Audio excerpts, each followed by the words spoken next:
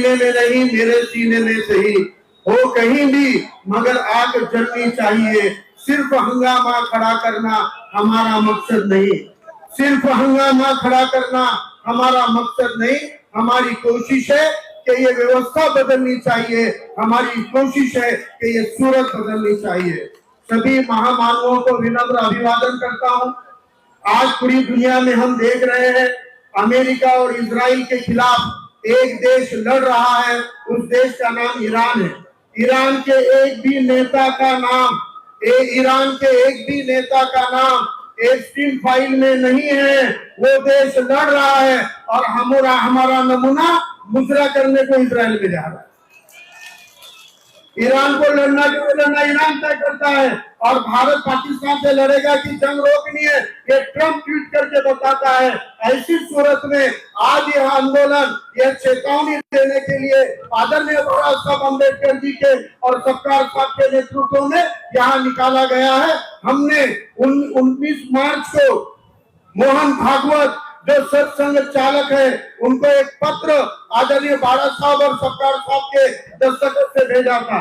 उस पत्र का जवाब मोहन भागवत ने अब तक नहीं दिया है, इसलिए आज इस मंच से हम वो पत्र आप तक साझा कर रहे हैं, वो पत्र आपको पढ़कर सुना रहे हैं और इस मंच से हम उस पत्र को सार्वजनिक करने की घोषणा करते हैं। भाइयों, ये पत्र की शुरुआत से पहले एक बात ध्यान में रखिए, तथागत से लेके छत्रपति शिवाजी महाराज और बाबा साहब तक समता विषमता का जो संघर्ष था, यह आंदोलन महज संघर्ष के लिए नहीं है। यह आंदोलन एक धर्म या जाति के या किसी समूह के अधिकार के लिए नहीं है। यह आंदोलन किसी राजनीतिक पार्टी के हित के लिए नहीं है। यह आंदोलन अपने भारत की सार्वभौमिकता को बचाने का आंदोलन है। यह आंदोलन हमारे भारत के स्वतंत्रता को बचाने का आंदोलन है। इसलिए इस आंदोलन की गरिमा हमें बनाए रखनी है। मैं इस पत्र में लिखे हुए सभी मुद्दों को आपके सामने साझा कर रहा हूँ।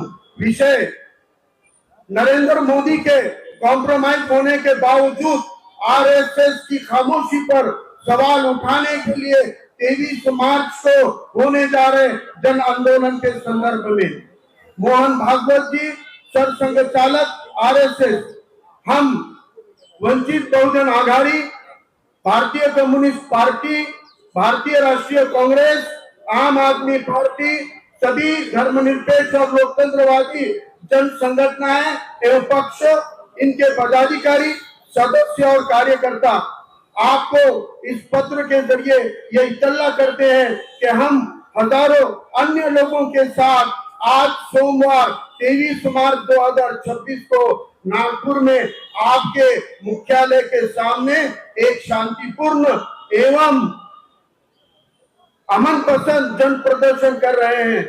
हम आमतौर पर उन गैर रजिस्टर्ड, गैर नोंदणीकृत संस्थाओं को खत या पत्र लिखते नहीं है।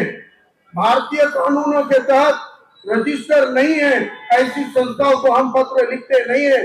लेकिन नरेंद्र मोदी के कॉम्प्रोमाइज नेतृत्व में देश की मौजूदा और बेहद संजीदा हालात और आपके उस राजनीतिक किरदार की वजह से जिसमें आपने नरेंद्र मोदी को उनके वर्तमान मुकाम तक पहुंचाया, हम अपना ही प्रोटोकॉल तोड़ते हुए यह खत आपको लिख रहे हैं।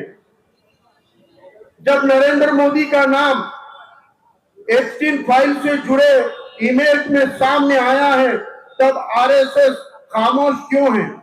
इन ईमेल में जिनका जिक्र साफ साफ दिखता है, फिर भी प्रधानमंत्री अमेरिका के इशारों के मुताबिक काम कर रहे हैं और हमारे देश की विदेश नीति के मामले में जेफरी एस्टन सलाह दे रहे हैं, तो तब भी मोहन भागवत आप खामोश क्यों हैं?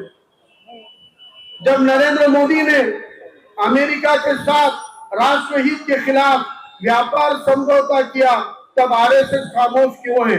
हमारे प्रधानमंत्री नरेंद्र मोदी अमेरिका के दबाव और निजी ब्लैकमेल के आगे झुक गए, जिससे ये साफ होता है कि हमारी सॉवरेनिटी, आर्थिक आजादी, पॉलिसी बनाने की आजादी और सुरक्षा, ये सब सवालों के घेरे में है और ये फैसले देश के फायदे की बजाय अमेरिका की मर्जी के लिए जा रहे हैं। नरेंद्र मोदी ने महंगे राफेल जहाज बिना उसका सोर्स कोड लिए क्यों खरीदे और इस पर आरएसएस क्यों खामोश है? ये सोर्स कोड 2025 के भारत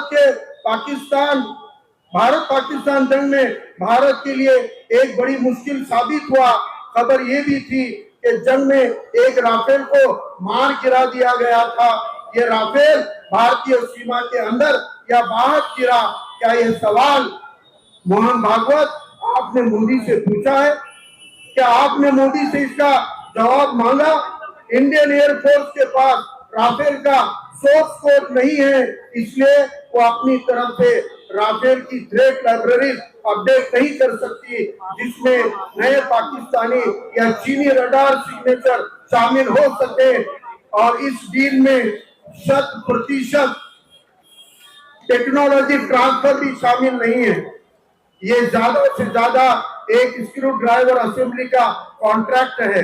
मोदी ने महंगे और 4.5 जनरेशन के राफेल खरीदे, जबकि रशिया ने ऑफिशियली सस्ता और 100% टेक्नोलॉजी ट्रांसफर वाला advance 5th generation fighter Su-57E का ऑफर दे रखा था। ये सब साफ लगता है कि अमेरिका के दबाव में राफेल का सौदा हुआ है। जब नरेंद्र मोदी का नेतृत्व साफ रूप से कॉम्प्रोमाइज्ड है, तब आरएसएस खामोश क्यों है?